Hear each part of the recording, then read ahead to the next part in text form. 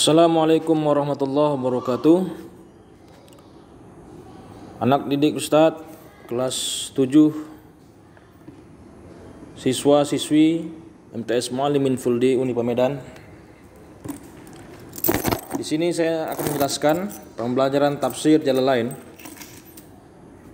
Jadi kita menggunakan aplikasi yang di-download di Play Store yang sudah Ustadz kirimkan sebelumnya di masing-masing grup WhatsApp kelas. Kalian tinggal klik link tersebut dan akan terarah ke Play Store, langsung di-download. Yaitu aplikasi Kitab Kuning Lengkap. Jika sudah terdownload, kalian lihat di menu tampilan HP kalian, Kitab Kuning Lengkap, diklik. Dalam aplikasi ini terdapat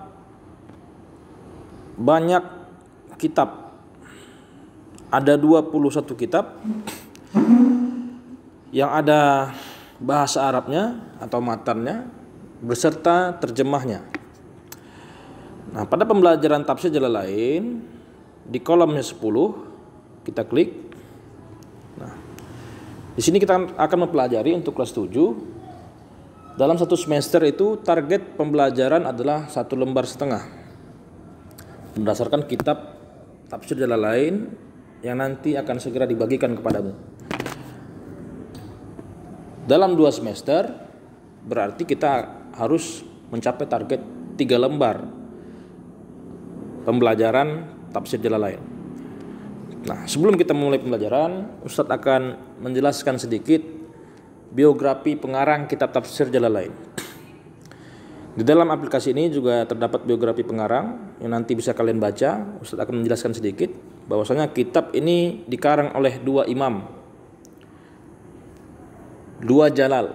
Maka daripada itu dinamakan tafsir ini Jalalain, karena yang mengarangnya adalah dua jalal, yaitu Jalaluddin Al-Mahalli, itu merupakan gurunya, dan muridnya Jalaluddin As-Suyuti.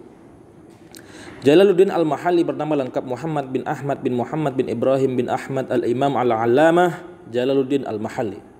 Lahir pada tahun 791 Hijriah atau sekitar 1389 Masehi di Kairo, Mesir, yang lebih dikenal dengan sebutan Al-Mahalli, yang dinisbahkan pada kampung kelahirannya.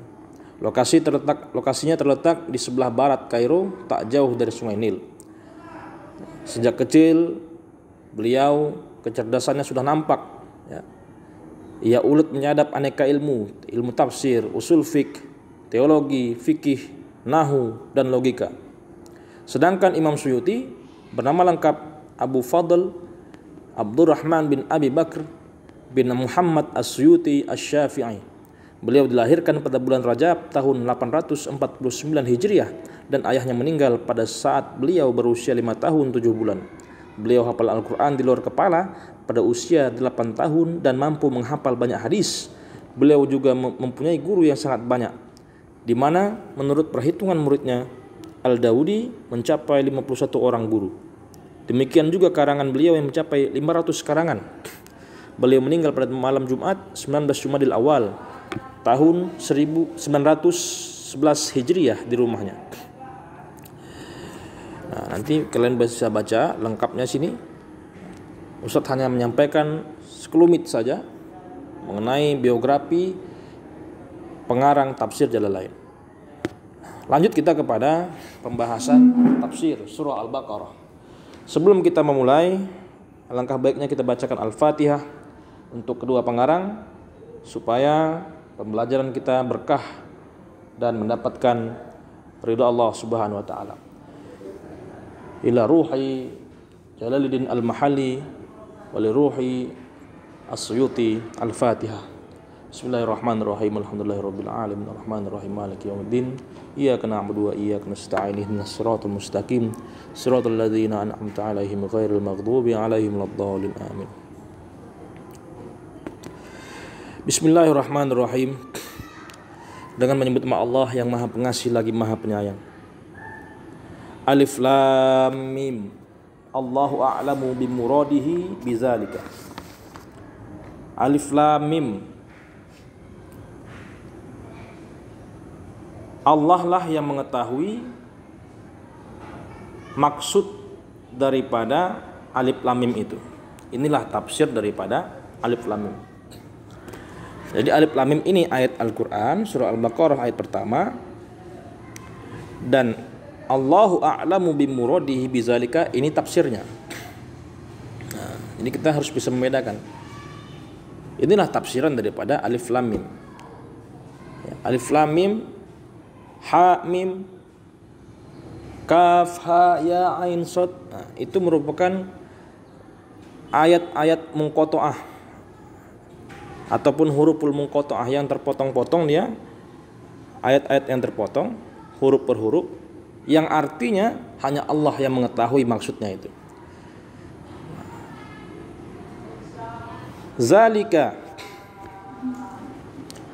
ay hazal kitabul ladzi yaqra'uhu Muhammadun. Zalika, kitab ini dalam terjemah, ay hazal kitabul ladzi yaqra'uhu, yang dibaca oleh Nabi Muhammad sallallahu alaihi wasallam, berarti kitab Al-Qur'an. La raiba, tidak ada keraguan. La syakka fihi, tidak ada kebimbangan padanya, tidak ada kerancuan dalam Al-Qur'an. Annahu min indillahi, bahwasanya ia min dari sisi Allah Subhanahu wa taala. Wa jumlatun nafi khabarun. Adapun kalimat negatif,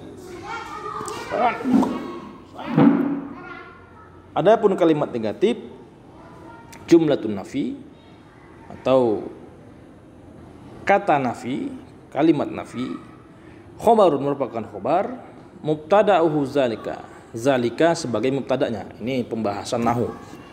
Wal isyaratu bihi, adapun kata-kata isyarat ini, zalika tadi, lit ta'zim, sebagai penghormatan terhadap Al-Quran. Hudan, petunjuk, sebagai petunjuk.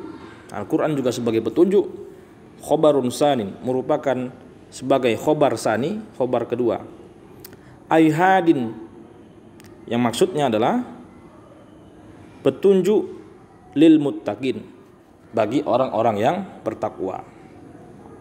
Jadi Al-Quran tidak ada keraguan dalamnya.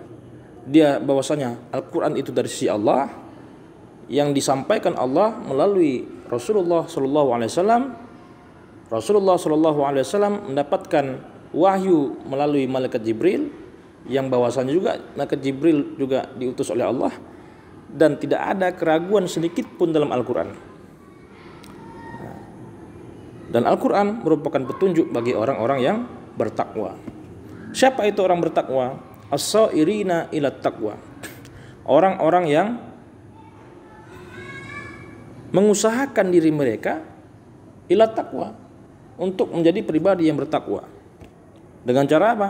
Bimtisalil awamiri, dengan menjalankan segala perintah Allah, wajtina bin nawahi, dan menjauhi segala larangan Allah, litiqaihim bizalikan nari, agar terjaga mereka dari api neraka. Nah, inilah tafsiran daripada zalikal kitabu la raiba fih hudal lil muttaqin. Kemudian yang selanjutnya, allazina yu'minuna, orang-orang beriman itu,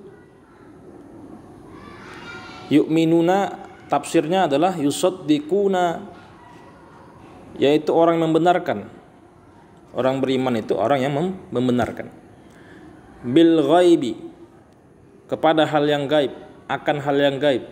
Apa itu hal yang gaib? Bima ghaba anhum minal ba'si wal jannati wan nari, yang tidak nampak oleh mereka. Bima ghaba anhum, tak nampak oleh mereka. Seperti minal ba'si, kebangkitan, hari berbangkit, di mana nanti kita akan dibangkitkan setelah masuk ke dalam kubur. Wal jannati, surga, wan nari, serta neraka. Itu adalah sesuatu yang gaib, yang tidak ada seseorang pun yang tahu kapan dan bagaimana keadaannya. Kita tidak tahu. Maka hal-hal yang gaib itu, orang yang percaya itu adalah merupakan orang beriman. Wa yuqimunas sholata, dan mendirikan sholat, melaksanakan sholat. Yakni artinya ya'tuna biha, melaksanakan sholat itu bihuquqiha, sebagaimana mestinya.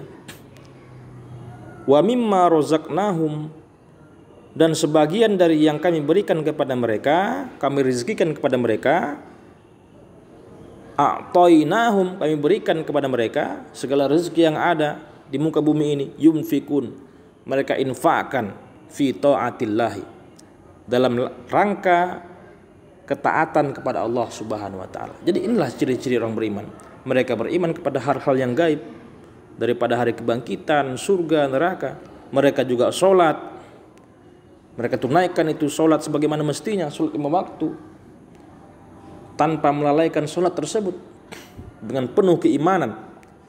Wa mimma razaqnahum yunfikun, sebagian dari rezeki yang Allah berikan kepada mereka, mereka infakkan dalam rangka ketaatan kepada Allah Subhanahu wa taala.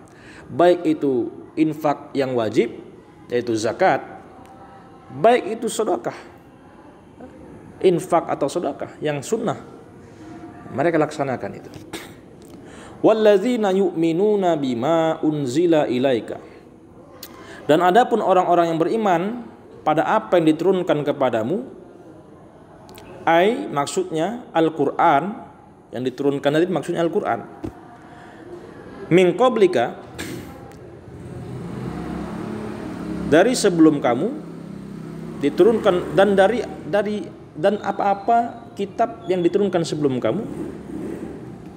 Kitab apa kira-kira yang diturunkan sebelum Al-Quran? Tafsirnya dijelaskan, at-Tauratu, yakni Taurat, wal Injilu, dan Injil, wa ghairuhuma, dan selainnya, selain keduanya. Mungkin berupa suhuf-suhuf yang diberikan kepada para rasul ataupun nabi. Wabil akhirati, dan terhadap hari akhirat, hum yuqinun, mereka meyakini secara pasti. Ya'lamuna, mengetahuinya juga secara pasti. Jadi ini lagi ciri-ciri orang beriman. Selain mereka beriman kepada yang gaib, sholat, sedekah, berinfak, berzakat, mereka juga mengimani Al-Quran dan kitab-kitab selain Al-Quran, Injil, Zabur, Taurat, dan juga mereka beriman kepada hari akhirat. Ulaika, mereka itulah al-mausufun, yakni orang-orang yang disifati bima zukira, sebagaimana yang di atas tadi, sifat-sifat yang di atas tadi. Dia beriman, berinfak, sholat, dan lain sebagainya. Ala hudam mir rabbihim, mereka itu memperoleh petunjuk dari Tuhan mereka. Dapat mereka melaksanakan semua itu merupakan petunjuk Allah. Jadi jangan merasa hebat sudah bisa berzakat, sudah bisa menaik haji, sudah bisa sholat. Jangan merasa hebat. Tidak lain dan tidak bukan, semua itu adalah merupakan hudan, petunjuk dari Allah Subhanahu wa taala. Wa ulaika humul muflihun, dan mereka itulah orang-orang yang beruntung. Siapa itu orang beruntung? Dalam tafsir dijelaskan, al-faizuna bil jannati, yang nantinya mereka akan meraih surga Allah, an-najuna minan nar, dan selamat terlepas dari siksa api neraka. Inilah orang-orang yang beruntung itu. Sudahlah mereka meraih surga dan juga selamat dari siksa api neraka.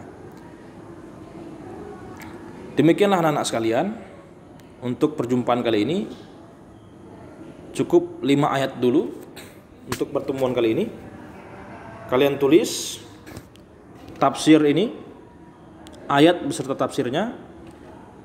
Jika belum ada barisnya, kalian barisi sebagaimana yang Ustadz ucapkan tadi, Ustadz bacakan yang sudah memiliki baris. Maka kalian dengarkan apa yang Ustadz bacakan tadi, kalian barisi kata demi kata yang belum memiliki baris. Kemudian juga ditulis artinya sebisa mungkin di bawah bahasa Arabnya. Nah, misal ya, contoh alif lam mim. Di bawah alif lam mim ini kalian tulis artinya alif lam mim. Allahu a'lam, kalian tulis artinya Allah yang lebih mengetahui di bawahnya. Supaya apa? Supaya kalian mengetahui arti perkata dalam bahasa Arab. Ditulis yang rapi di buku latihan atau catatan pelajaran tafsir Jalalain. Demikian yang dapat Ustadz sampaikan, kurang lebih saya mohon maaf kepada Allah, saya mohon ampun. Kita akhiri dengan doa kafaratul majlis. Subhanakallahumma wa bihamdika asyhadu an la ilaha illa anta astaghfiruka wa atubu ilaik. Wassalamualaikum warahmatullahi wabarakatuh.